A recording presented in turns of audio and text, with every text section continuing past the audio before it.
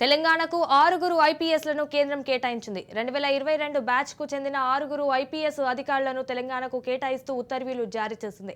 రాష్ట్రానికి ఆయిషా ఫాతిమా, మందారే సోహం, సునీల్, సాయి కిరణ్, మనన్ భట్, రాహుల్ కాంత్, రుత్విక్ సాయిలను కేంద్రం కేటాయించింది. 6 ఐపీఎస్లను కేంద్రం కేటాయించింది. 2022 బ్యాచ్కు చెందిన 6 ఐపీఎస్ అధికారులను తెలంగాణకు కేటాయిస్తూ ఉత్తర్వులు జారీ చేసింది. రాష్ట్రానికి ఆయిషా ఫాతిమా, మందారే సోహం, సునీల్, సాయి కిరణ్, మనన్ భట్, రాహుల్ కాంత్, రుత్విక్ సాయిలను కేంద్రం కేటాయించింది. తెలంగాణకు 6 ఐపీఎస్లను కేంద్రం కేటాయించింది. 2022 బ్యాచ్కు చెందిన 6 ఐపీఎస్ అధికారులను తెలంగాణకు కేటాయిస్తూ ఉత్తర్వులు జారీ చేసింది. రాష్ట్రానికి ఆయిషా ఫాతిమా, మందారే సోహం, సునీల్, సాయి కిరణ్, మనన్ భట్, రాహుల్ కాంత్, రుత్విక్ సాయిలను కేంద్రం కేటాయించింది. రైట్గా దీనిపై పూర్తి సమాచారం మా క్రైమ్ బ్యూరో చీఫ్ ఇన్నారెడ్డి అందిస్తారు. ఇన్నారెడ్డి, చెప్పండి, దీనికి సంబంధించిన అప్డేట్స్ ఏంటి?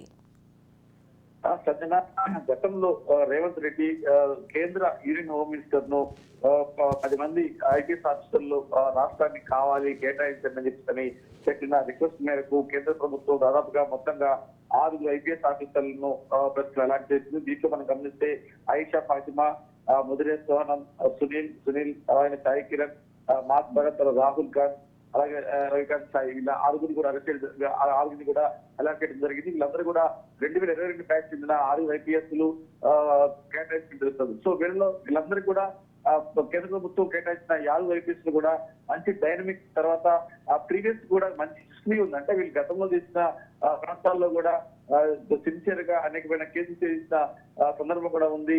మొత్తం మీద రేవంత్ రెడ్డి పెట్టిన రిక్వెస్ట్ మేరకు ఆయన దాదాపుగా 10 మందిని అడిగాడు.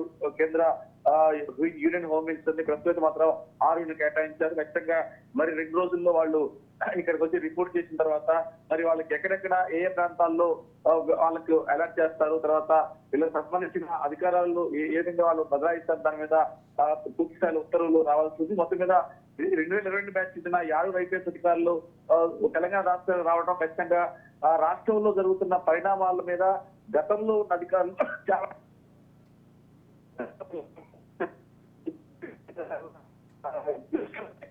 రేవంత్ రెడ్డి 10 మందిని అడగడం జరిగింది. కేంద్ర ప్రభుత్వాన్ని ప్రస్తుతం మాత్రం 6 కేటాయిస్తూ ఉత్తర్వులు జారీ చేయడం జరిగింది. Sanjana, right, thank you for the updates Inna Reddy.